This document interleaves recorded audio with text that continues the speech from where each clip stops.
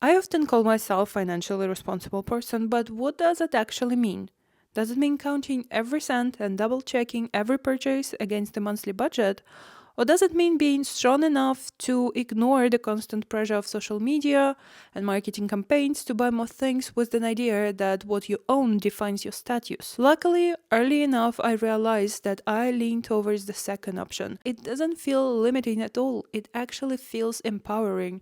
Because for me, being financially responsible isn't about restriction, it's about making intentional choices. It's knowing exactly what deserves a place in my life and what doesn't make it into my monthly expenses anymore. And in this video, I want to share with you 5 things I no longer buy in as financially responsible person who lives in the big city.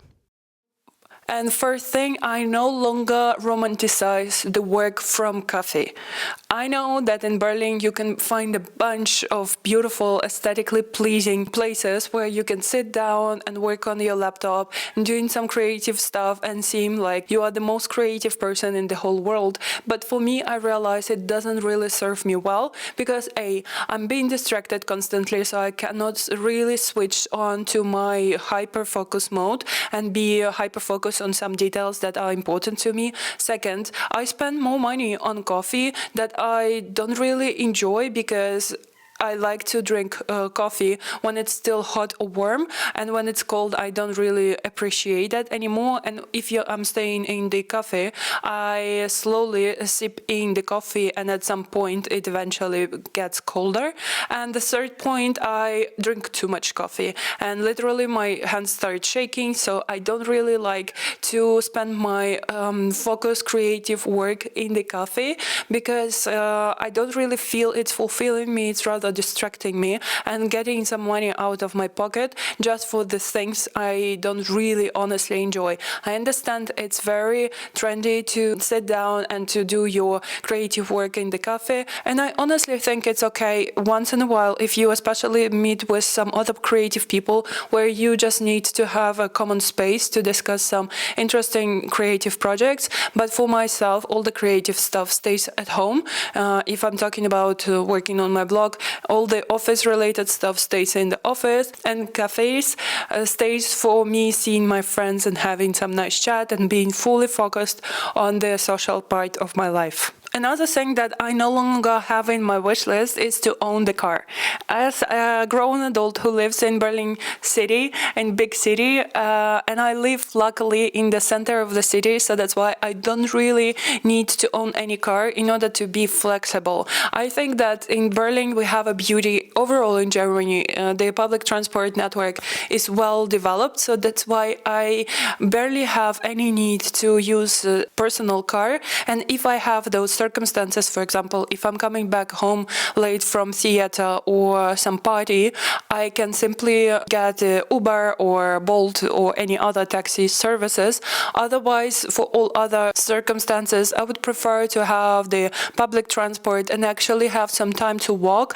And I don't really feel that owning my own car would add quality to my life. I honestly believe that it's gonna be opposite to that, because with a car I would need to maintain that, and paying it was a lot of stress. But we are moving on to the third point. I no longer buy on sales, and that again may sound a bit more controversial because I understand that sales are literally giving you a discount on the products you want to have, so you get them for less money. But after many years of tracking my budget, I realized that whenever I'm on the hook of any marketing newsletters, when I see any sales or promotions, when I buy one thing, get another discount, or doing anything for extra interest of the deal, I actually tend to spend more money on average than I had planned. It means that right now I'm disconnected to all the marketing or majority of the marketing campaigns that exist on my area of interest, and I only go to online shops whenever the season is coming or I have an idea what I actually want to buy, if that's trendy or maybe some specific product I need to replace in my wardrobe or my home. I stop being reactive to the marketing campaigns. I'm being proactive when it comes to the decision making, and I do my first step and then explore if there is any opportunities to buy this product for less money, or some expenses purchases like Dyson or anything like that. I would prioritize for the high sales season, meaning, for example, Black Friday or Easter deals. Always the great time for me to purchase vacuum cleaner or the hair dryer or anything like that. So I'm very cautious about the sales in general, how much information I receive, because I know I work in marketing. I understand that sales create the urge of reacting quickly, and in that case you are less critical thinker, you are more emotional buyer. But moving on to another thing I don't do in my life as a financially responsible person, I do not delegate my house chores to any external services. And again, this might also sound controversial, because if you have enough money to pay for some services, for cleaning service or delivery service, you actually need to benefit out of that, because that saves some money, some time for you. But I, on another side of this point of view, I live in relatively small apartment, and I believe that those house chores that I do for myself once a week helps me to disconnect from the digital world and focus more on something physical, something more that I have control over. It's not every week that I do a deep cleaning, but I explore options that would make this process easier for me. I also like to do the shopping by myself, grocery shopping, just simply because it keeps my body moved.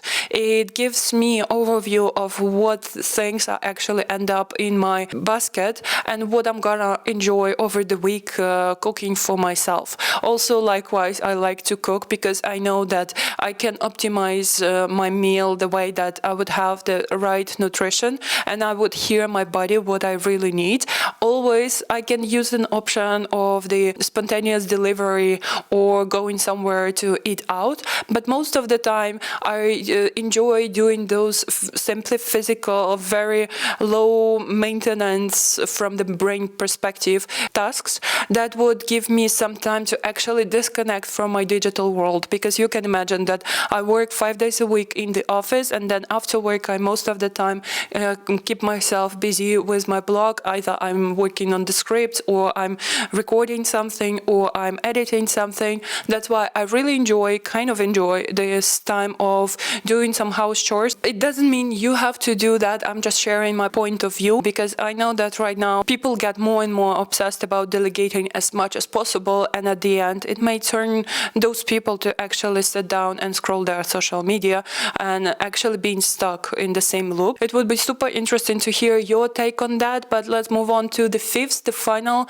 thing I no longer do as the financially responsible person. I do not spend too much money on cosmetic products. And believe me, as the grown adult, I have already a makeup routine set up so clearly for myself that I literally need 5 to 7 products that I use on the regular basis, and I'm not bored with them. I know every move. My makeup literally takes 5 minutes every morning when I go to the office, and that helps me to not spend extra money on some expensive products that expire quite fast. I know that at some point it was pretty popular and widespread to have a bunch of different lipsticks on your drawer, for example, or any other mascaras or any other products in the multiple amount of pieces.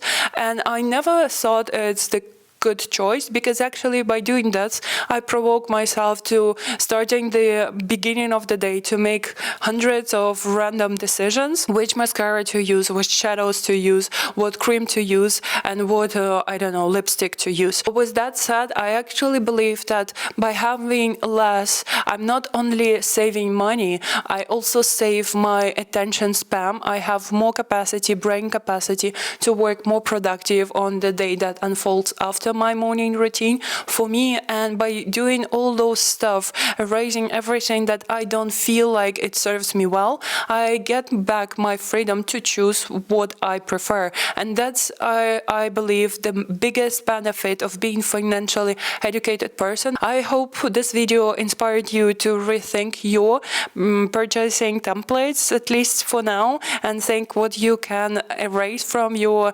spending budget. And let me know what do you think about that. Definitely let's see each other on the other videos that are available on my channel about financial literacy, career advices, and life as an immigrant in Germany. Take care and see you very soon. Bye bye.